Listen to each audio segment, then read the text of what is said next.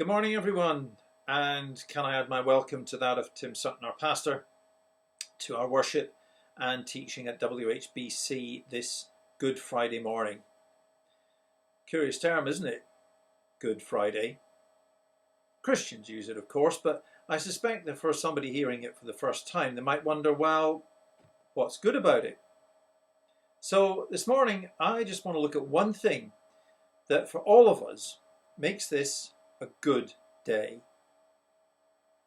Oddly enough, this talk should have been given last Sunday, Palm Sunday, at Abbotston Baptist Church, a couple of miles away on top of the hill that sits above Westward Ho. And I would have been very happy to do it because Palm Sunday is the happy beginning to a Christian Easter, when we remember how Jesus' popularity reached new heights as he rode into Jerusalem, surrounded by cheering people, carried into the city on a wave of crowd fever. But when I was sent the text that I had to preach on, it rather threw me, because I was asked to speak on the darkness and the agony of Good Friday, something which somehow I hadn't done before. So it was with some trepidation that I opened my Bible at the Gospel of Matthew chapter 26 and began to read. And as I did so, I realized that God had kind of set my mind up for this, because for some weeks I had been musing on why Jesus had suffered so much, and I was being given a chance to fill out the answer.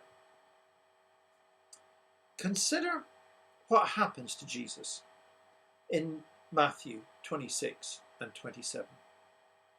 A close friend turns against him. Others abandon him, and he faces his enemies utterly alone. The full power of his nation's rulers and the Roman state is turned against him. He has to face unrestrained anger and blatant injustice, and to do so knowing that he could overcome his enemies, but that he must not resist them.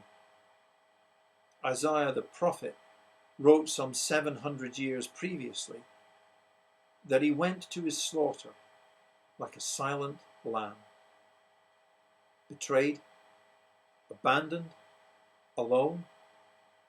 And although he humbly and willingly accepted that this was the road he had to walk, his mental and emotional suffering was only the beginning. The curve of pain got worse. Those of you who will have seen Mel Gibson's film, The Passion of the Christ, will appreciate what Jesus' trial and crucifixion entailed. Complete vulnerability to an irresistible enemy. Beating, flogging, torture, carrying his cross in humiliation through the streets of his own city, 6 hours of unspeakable agony on a cross, mocked by his enemies, and plumbing the deepest despair of his soul. It has been said that to know God in the perfect intimacy that Jesus knew, and to have that broken, was an agony beyond anything that we, being so much less than he, could possibly imagine, let alone experience. Why? We rightly speak and preach and sing about the blood of Christ, how all the animal sacrifices made under God's covenant with Israel and set out in the Old Testament are fulfilled in the one perfect final sacrifice of Jesus. His blood is enough for the sins of the whole world. But in the temple, the animals simply had their throats cut. It was quick, clean, and the blood was shed. If only blood was needed, why was Jesus not, say, simply beheaded? It would have matched the former sacrifices and would have spared him such suffering. True, he fulfilled the Old Testament prophecies about the suffering servant. But why so prophesy in the first place? You know, in communion, we share bread as well as wine. At supper, on the night before he died, Jesus broke bread. He gave it to his disciples and said to them, "This is my body, given for you."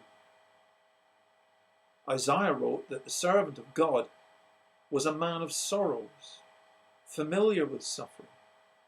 He took up our infirmities and carried our sorrows. By his wounds we are healed. The cross was never meant to be an easy answer to a theological problem. How can a morally perfect God and imperfect people be reconciled? It was a way for God to experience the depth of human suffering so that we can know that he walks with us through every form of darkness and pain because he has known it. What utter loneliness and despair feel like? Exhaustion, physical agony, mental darkness. Right now, many know fear and vulnerability to a virus that we can't defeat. We can only survive or die. Thousands are already grieving the loss, the unexpected loss of loved ones. Fear, vulnerability, bereavement. God knows it all. One of coronavirus's deadly features is the way that it damages the ability to breathe. Mark McClurg, a pastor from Northern Ireland, wrote how that when he was in ICU, he felt he simply had no strength left to breathe.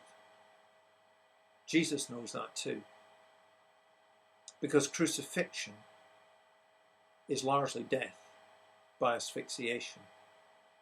You just can't breathe. And none of all of this would have been possible with a quick and painless end. Frank Lake, a missionary to India, wrote much on how biblical theology could be related to illness, especially mental illness. And he memorably recorded how one man stared in bitter exhaustion at a crucifix, hurling his despairing anger at Christ for what he was suffering. And when he stopped, he felt Jesus say to him, "Yes, I know how you feel. Why else should I come?" In that moment of shared suffering, in the companionship of Jesus, he started his slow ascent out of despair and into hope and deliverance. It is that experience of the presence of Jesus and the power of his love that for countless people, countless ordinary people, have known hope in the middle of despair and a path through and out of suffering. So it has been truly said that Jesus did not come primarily to relieve our suffering, but to fill all of it with his presence.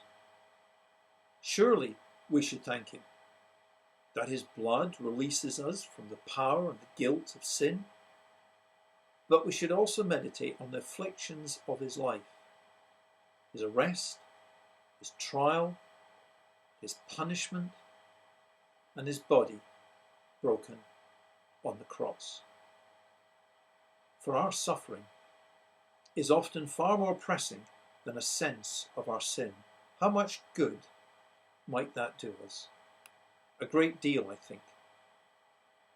The bread matters as much as the wine. Thank you for watching.